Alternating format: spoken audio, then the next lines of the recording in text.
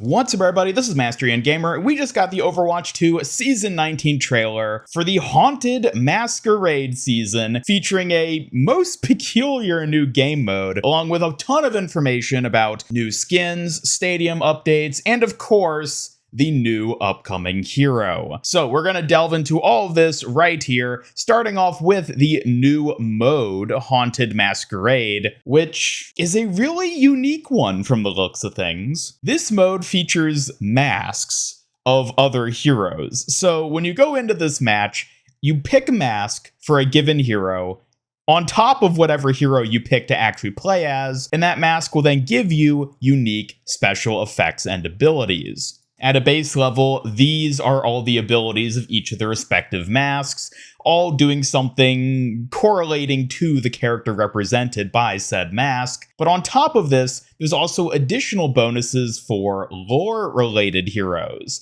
So the one example they gave specifically is that Reinhardt and Brigitte, given their connection in the story, are able to sort of boost each other by having either Reinhardt wear Brig's mask, or I guess Brig wear Reinhardt's mask, which results in them having a combined shield, like the super cool ability we saw back in the 0 Hour animated short. And apparently there's going to be a lot of abilities like this between characters that specifically have lore ties. So I'm willing to bet that Junkrat and Roadhog probably have something. They kind of tease that May and Juno have something as well. Definitely going to be an exciting one to play around with and see what all is in store with this, and what kind of abilities and mechanics are possible depending on the hero you play and which masks you use. But moving on now to the skins, we not only had the Lifeweaver Mythic skin, which was shown off yesterday in a little teaser by Blizzard on their social media, but also they revealed the Mythic weapon, which will be going to Kiriko. Yes, finally a Mythic, which I personally will have an interest in getting once again.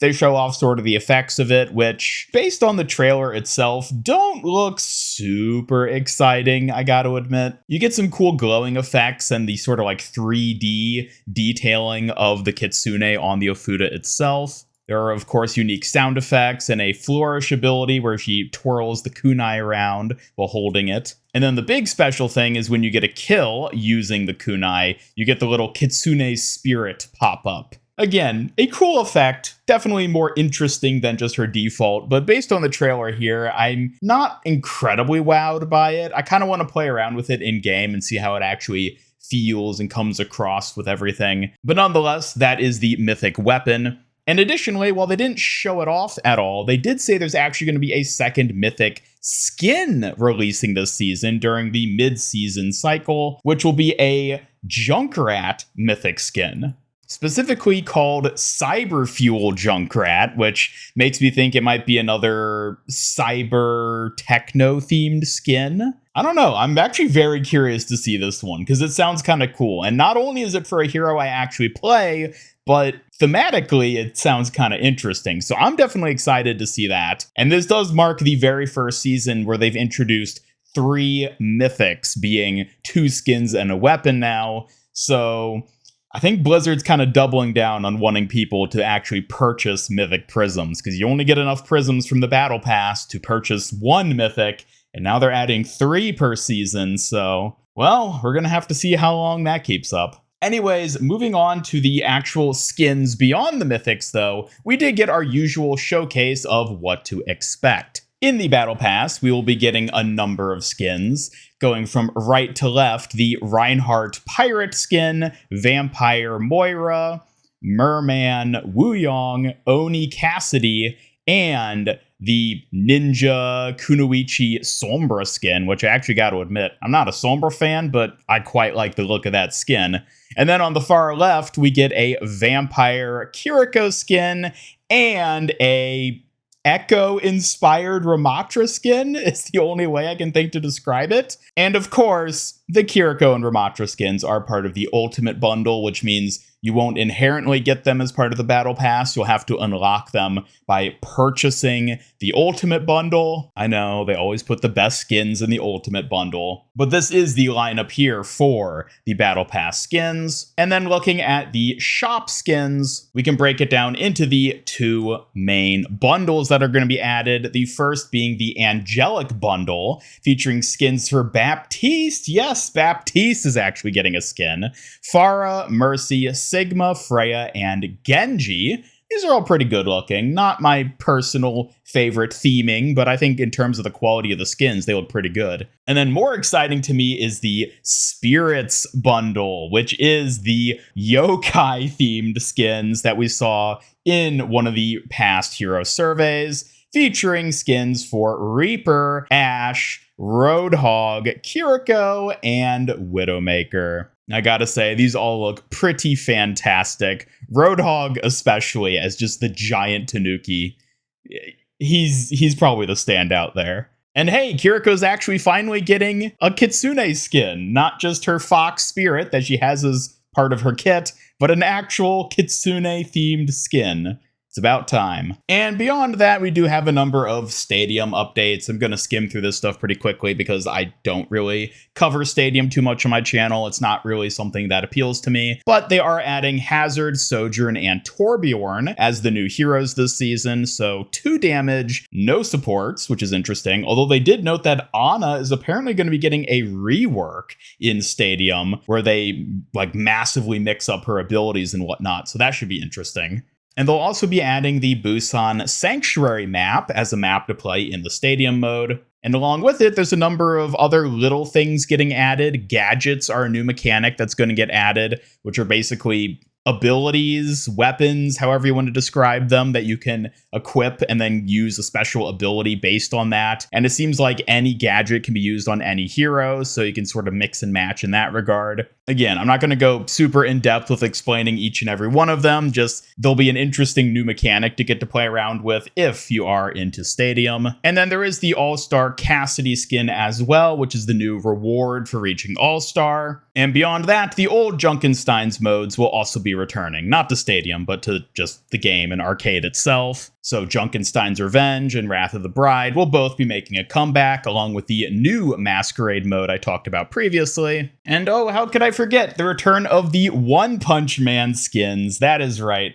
This past season, we had the return of the Cowboy Bebop collab, and now we're getting a not only return, but second wave, it seems, of One Punch Man, with 2 additional skins being featured here. I'm not super familiar with One Punch Man. I watched the first season a long time ago, so I admittedly don't recognize these 2 characters, but the one in the back looks like it's almost certainly going to be a skin for Moira. I'm not sure which One Punch Man character is specifically. And then on the left, I neither know the character nor the hero we're looking at with that one. Perhaps Freya, since they look to have a bit of a cloak behind them, but if you have any more insight into the characters being represented here, please enlighten me in the comments down below. But it is cool to see a second wave of a collab coming about, as this is something people have speculated about for a lot of other collabs, such as My Hero Academia, Avatar, and so it's cool to see them actually doing it with One Punch Man, because it does show that Blizzard is open to doing a second wave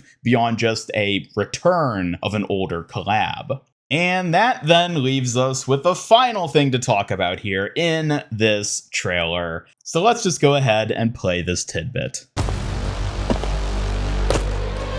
Ready yourselves for war! So there we go. We got our sneak peek teaser of the next upcoming new hero, which they do confirm in the roadmap for the season. We'll be getting a hero trial sometime, presumably in the latter half of the season. And we get a look at her legs, because, you know, that's the most important thing to know about a hero, her legs. Yeah, I'm getting heavy Junker Queen vibes off of this one, but it is, of course, the new Gladiator hero that has been teased quite heavily at this point. Again, likely to be a tank hero. And I, for one, am rather curious to see what they end up doing with her. They've also teased that she's going to have pretty heavy lore connections, and they also teased some interesting story things that are going to be coming starting in Season 19 and moving onwards, so that'll be interesting to keep track of. Curious to see what they do with that. But yeah, there we go. Our first look at the new hero. Her legs. Behold. And that does it then for everything to cover here in the trailer and other content they released surrounding the trailer today for Overwatch 2 Season 19. It will, of course, be starting on October 14th, this coming Tuesday, so stay tuned as I will be streaming the new season as it goes live, as well as streaming some Overwatch during the days leading up to it. And yeah, on that note, I would love to hear your thoughts on all this in the comments down below. Are you excited for the stuff they've revealed here for Season 19? Are there any particular skins or other little content additions that really stick out to you? Let me know. And otherwise, be sure to subscribe, hit up that bell icon, follow me on X, and join my Discord server to hang out and never miss any of my future Overwatch 2 news, streams, and other content. Special thanks to my YouTube channel members to help make these videos possible. If you'd like to join them to earn some cool rewards, then just hit that join button down below. Check out my second channel, Suki MIG, for a fun developer side project of mine. And otherwise, this is Master Ian Gamer signing off. And until next time, have a great day.